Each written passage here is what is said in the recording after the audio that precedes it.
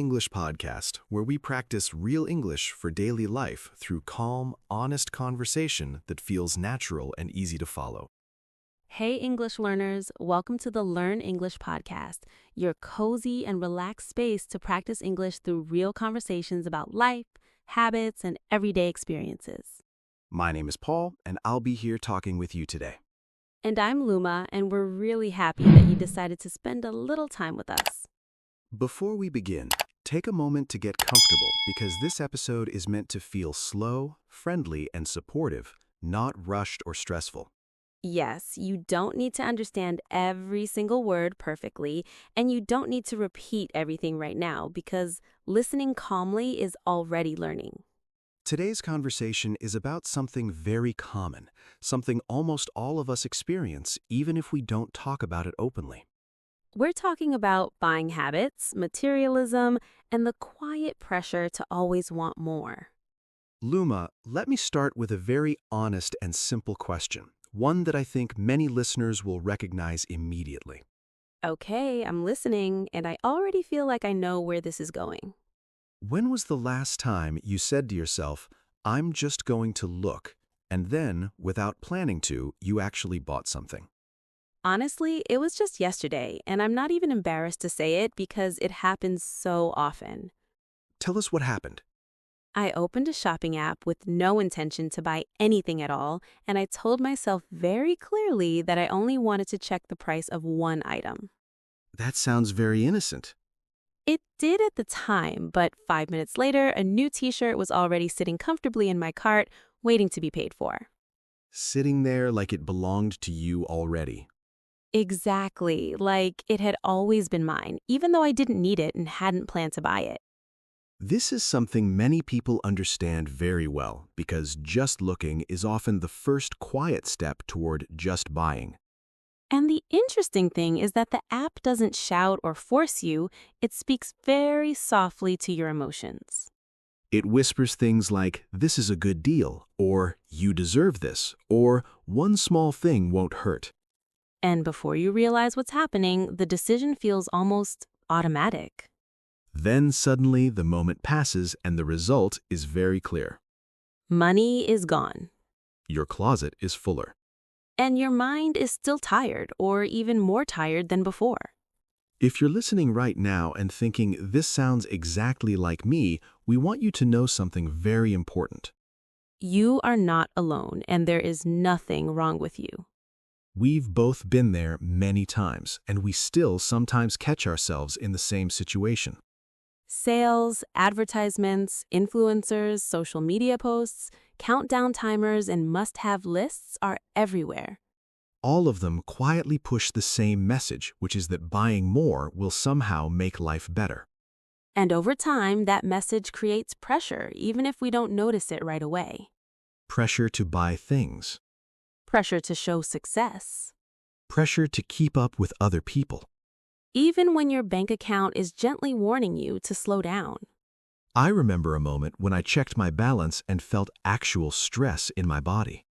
I felt that too, especially after big sales when the excitement was gone and only the numbers were left. That's why today's episode is very personal for us. We're not speaking as experts who have everything figured out. We're speaking as people who made mistakes, learned slowly, and changed step by step. Today, we want to talk about why buying feels so powerful and why it's so easy to get carried away. And more importantly, we want to share how we slowly stepped out of that buy more mode. We'll introduce 10 minimalist rules that helped us change our habits without feeling punished or restricted. These rules are not about having nothing or living in an empty room. We're not throwing away all our belongings and living with one spoon and one plate. One spoon lifestyle is not our goal. We enjoy comfort, warmth, and useful things that support daily life. We're simply against buying things that quietly steal our peace of mind. Peace of mind is something we rarely talk about when we talk about money. We usually focus on prices, brands, and discounts. But we don't talk enough about how our choices make us feel weeks or months later. A room full of nice things can still feel heavy if your mind is crowded. And a simple space can feel rich if your mind feels calm and clear. That's why this episode is not only about shopping or money. It's about awareness, habits, and emotional balance.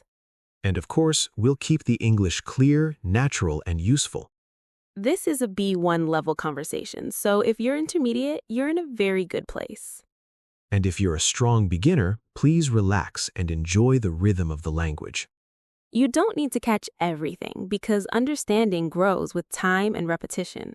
So now, let's look at the bigger picture and ask an important question together. Why do so many of us feel trapped in buy more mode, even when we know it's not making us happier? On paper, the answer sounds simple because we often tell ourselves to just stop buying. But real life doesn't feel that simple at all.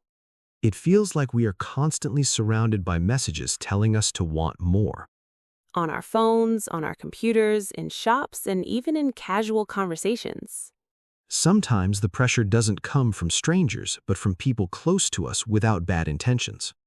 That's why we want to explore a few quiet reasons, not to blame ourselves, but to understand clearly. Understanding is the first step to change. And change becomes much easier when we stop judging ourselves and start paying attention. In the next part, we'll slowly explain why materialism is so powerful and how it pulls us in without asking permission. And then we'll begin sharing the first minimalist rule with real examples from our own lives. So stay with us, take a breath, and listen at your own pace. This journey is about progress, not perfection. Before we talk about rules and solutions, it's important to understand why materialism feels so strong and why it pulls so many people in, even smart and careful people. Yes, because when we understand the reasons clearly, we stop blaming ourselves and we can make calmer, smarter choices. Let's start with the first reason, which is something very basic and very human. Our brain loves new things, and it reacts strongly to novelty, even when we think we are being logical. When you see something new, like a new color, a new design, or a new version of something you already have, your brain gets a small feeling of excitement. It's not a big emotion, but it's enough to catch your attention and make you feel interested and curious. This feeling is natural, and companies understand it very well, which is why they constantly show us new collections, new drops, and limited editions. The word new sounds fresh and full of promise, even when the product itself is not very different from the old one. Many times, we don't buy something because we truly need it, but because our brain likes the feeling of something being new. I've noticed this in my own habits, especially when I'm tired or bored, because new things feel like a quick change. I've had the same experience, and I realized that the excitement usually fades very quickly after the purchase. Yes, the spark disappears, but the item stays, and sometimes it becomes just another thing to manage. This is why we say materialism is not about being stupid or weak, but about being human. Understanding this helps us pause instead of judging ourselves harshly. The second reason materialism feels so powerful is social pressure, which can be very quiet and very strong at the same time. We are social creatures, and we naturally look at what other people are doing, wearing, and using. Over time, certain things stop being personal choices and start feeling like requirements to be normal. A good example is technology, especially phones, because people often talk about the newest models as if everyone should have them. I remember a time when my phone worked perfectly, but I started to feel uncomfortable because people around me had newer ones. The comments were not aggressive, but they stayed in my mind, like, oh, you still have that one? Or the new version is much better. Slowly, the idea grows that staying the same means falling behind. And that feeling can be painful because nobody wants to feel left out or outdated. At that point, buying stops being about usefulness and becomes about identity and status. The object becomes a symbol, not just a tool.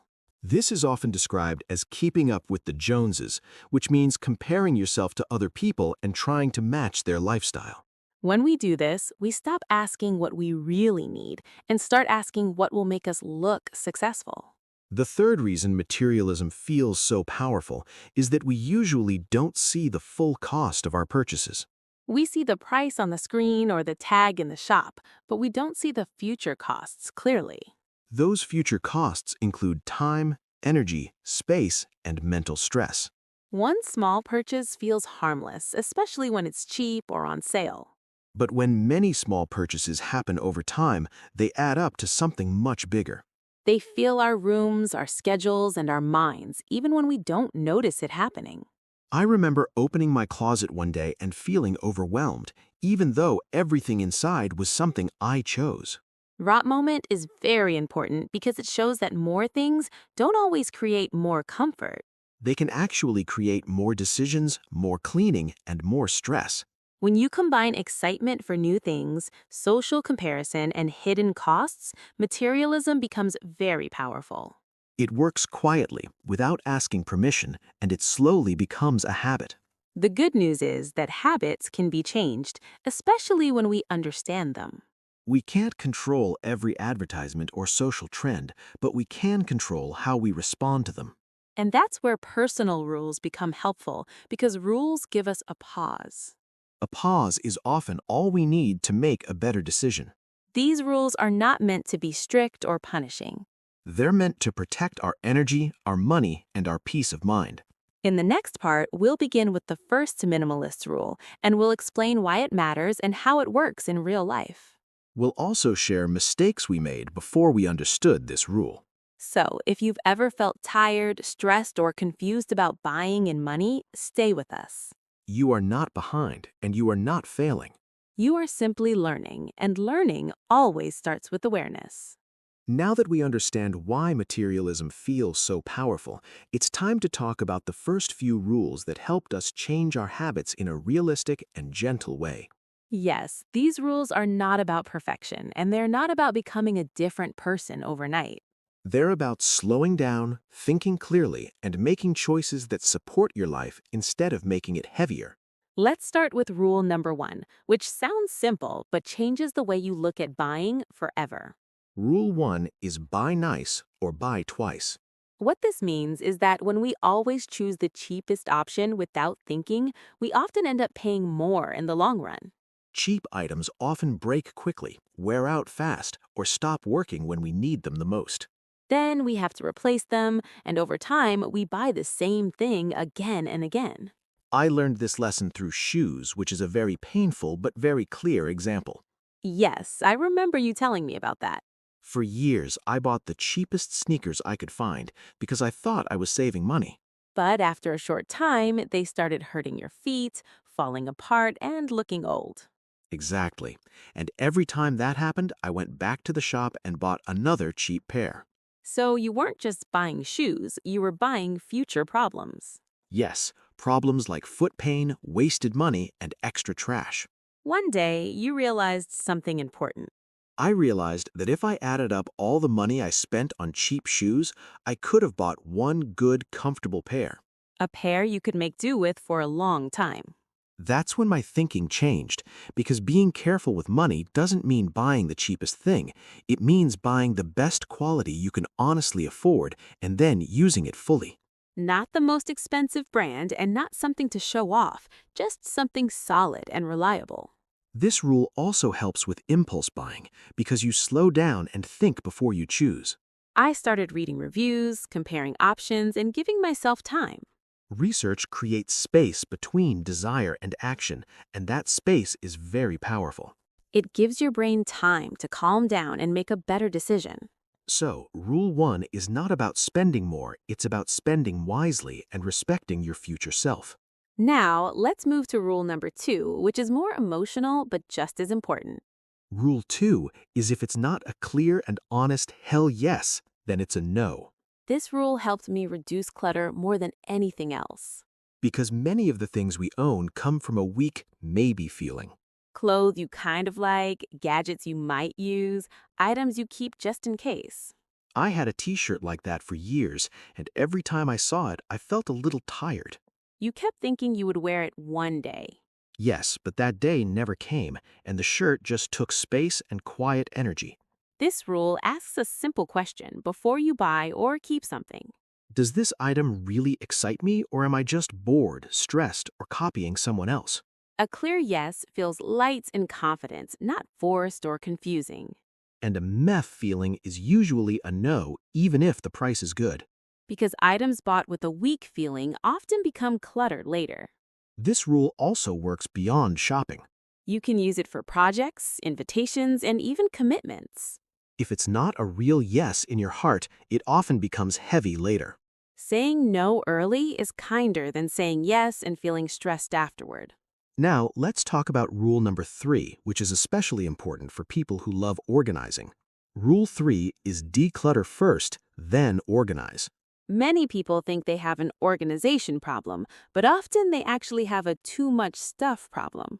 I used to buy boxes, baskets, and labels thinking they would fix everything. But you were just moving clutter from one place to another. Exactly, and nothing really changed, except the clutter looked prettier. This rule says that before you buy anything to organize your space, you should first remove what you don't need. Ask simple questions like, what is in the way and what can leave my life right now? When you remove the extra, organizing becomes much easier. Many times, you realize that you don't even need new storage items. I experienced this with cables and chargers, which were everywhere in my house. When you decluttered, you found broken ones and unused ones. And suddenly, the solution was less, not more. Decluttering first also makes you more aware of what you already own. That awareness reduces future impulse buying because you remember what you have. So, Rule 3 is about honesty with your space and respect for your environment. In the next part, we'll continue with rules 4, 5, and 6, which focus on keeping your space and habits calm over time.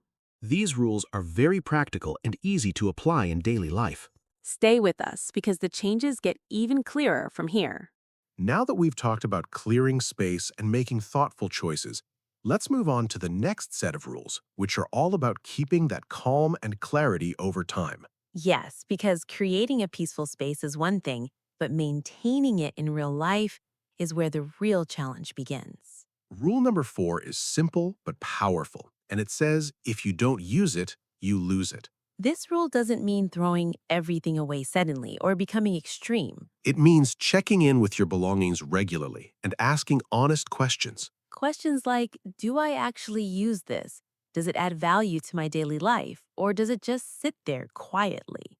Life changes over time, and our needs change with it. Something that was useful 5 years ago might not fit your life today. I realized this when I found items I bought for a version of myself that no longer existed. I had makeup and clothes saved for special days that never came. And instead of bringing joy, those items created guilt. This rule helped me let go without drama because I could see that my life was okay without those things. Letting go creates space for the present version of you, not the past or imaginary future version. Rule number 5 is one of the most effective rules for online shopping. It's called wish list plus wait. This rule completely changed how I shop online.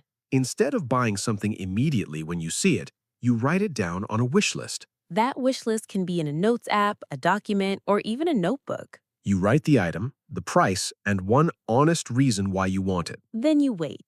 You sleep on it. You give yourself time, maybe a week, 2 weeks, or even a month.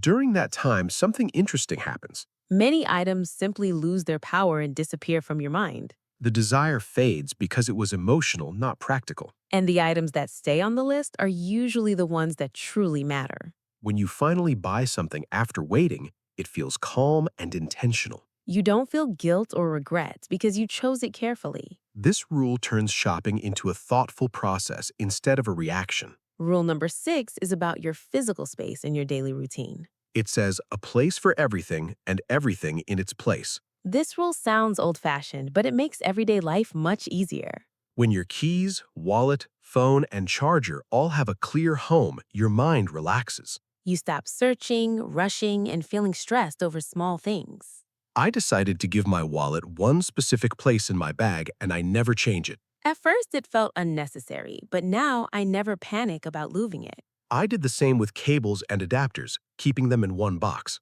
Small systems like this save a lot of mental energy. This rule also helps prevent clutter from coming back. When something has a place, it's easier to put it away. And when it's easy to put things away, clutter doesn't build up as quickly. These three rules together help you move from chaos to calm in a very practical way. They support your daily life instead of making it more complicated. In the next part, we'll talk about the final set of rules, which focus on protecting your future self and your peace of mind. These rules helped us stop buying problems and start buying peace. Stay with us because these final rules bring everything together. Now we're moving into the final set of rules, and these are the ones that really protect your future self, not just your space or your wallet today. Yes, these rules helped us stop buying stress, problems, and regret and start choosing calm, clarity, and confidence instead. Let's begin with rule number 7, which is very simple to say, but very powerful in real life. Rule 7 is don't buy a problem. Many things look beautiful, exciting, or impressive at first, but they quietly come with extra work, extra cost, or extra stress. When you buy something, you're not just buying the object,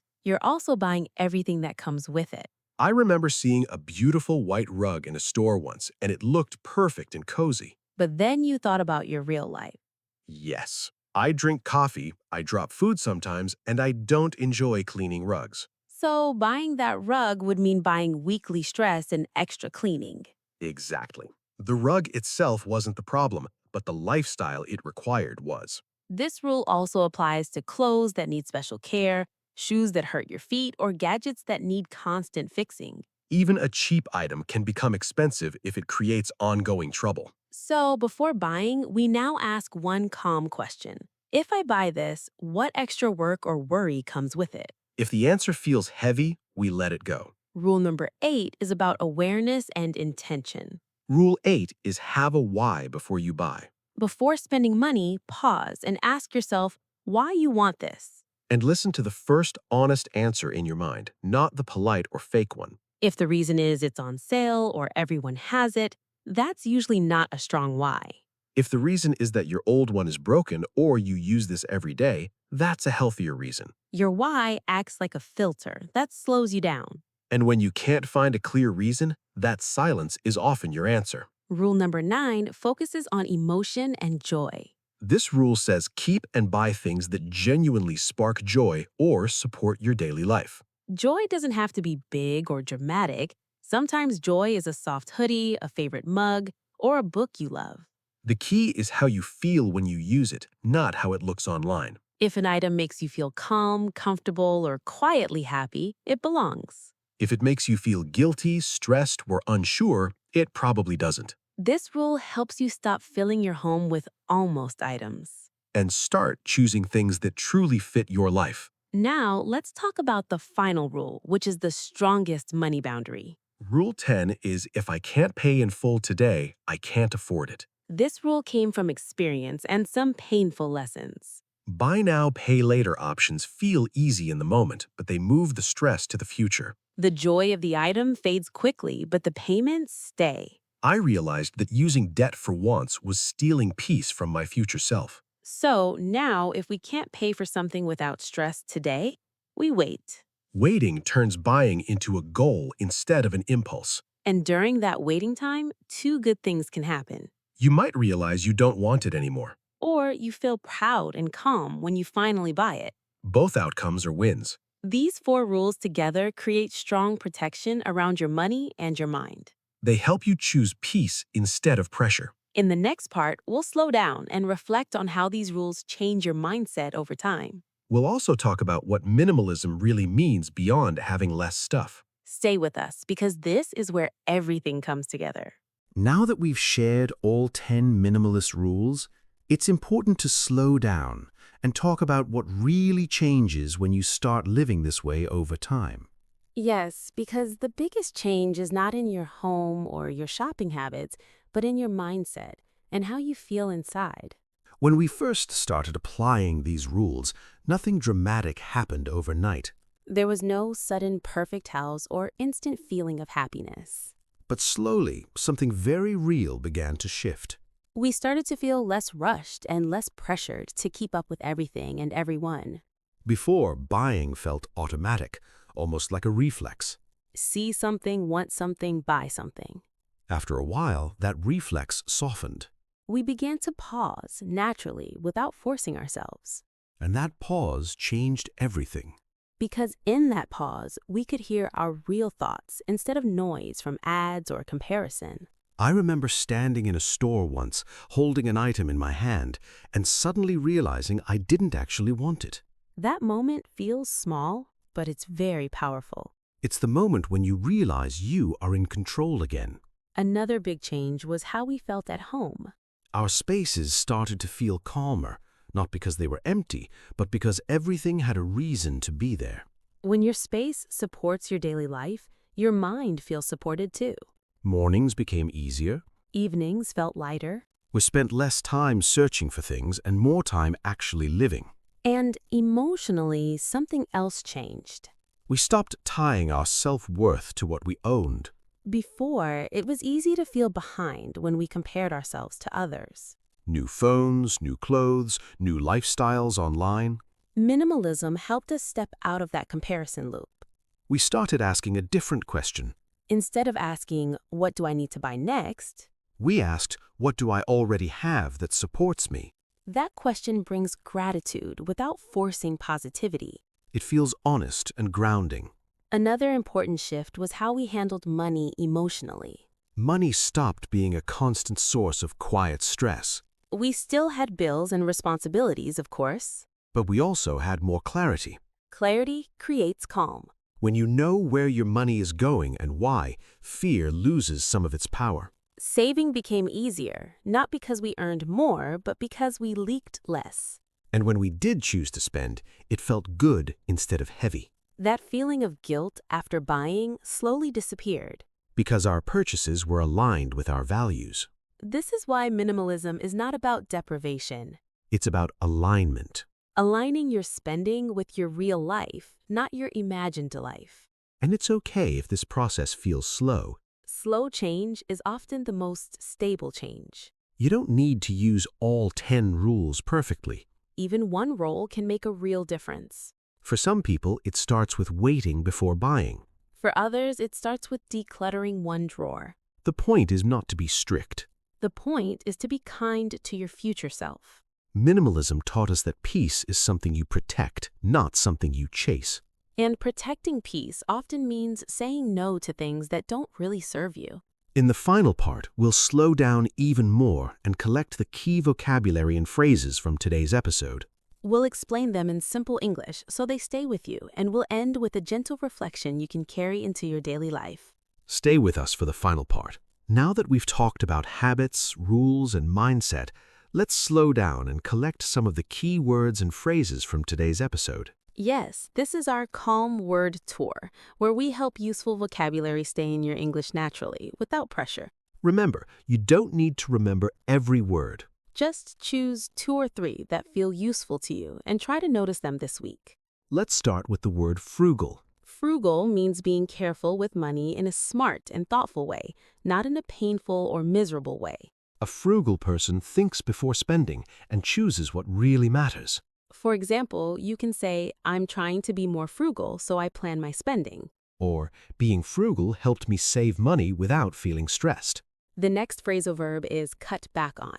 Cut back on means to reduce something, not stop completely. For example, I decided to cut back on online shopping this year.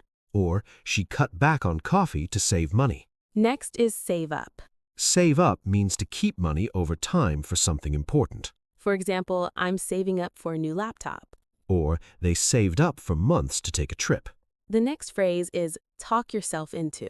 Talk yourself into something means slowly convincing yourself to do it, even if it's not a great idea. For example, I talked myself into buying that jacket because it was on sale. Or, he didn't need a new phone, but he talked himself into it. Next is fall for. Fall for means to believe it too easily or be tricked by it. For example, I fell for the marketing and bought something useless. Or, she didn't fall for the pressure to upgrade. Next is make do. Make do means to use what you already have, even if it's not perfect. For example, I wanted new shoes, but I decided to make do with my old pair. Or, we made do with what we had and felt comfortable. Next is keep up with the Joneses. This means trying to look as successful or rich as other people. For example, he bought a new car just to keep up with the Joneses. Or when she stopped keeping up with the Joneses, she felt more free. Next is get carried away. Get carried away means losing control because of excitement. For example, I got carried away during the sale and spent too much. Or don't get carried away by discounts. Next is peace of mind. Peace of mind means feeling calm and safe without constant worry. For example, having savings gives me peace of mind. Or she chose a simpler life for peace of mind. Next is sleep on it. Sleep on it means waiting until the next day before making a decision. For example, I wanted to buy it, but I decided to sleep on it. Or after sleeping on it, he changed his mind. Next is hold back.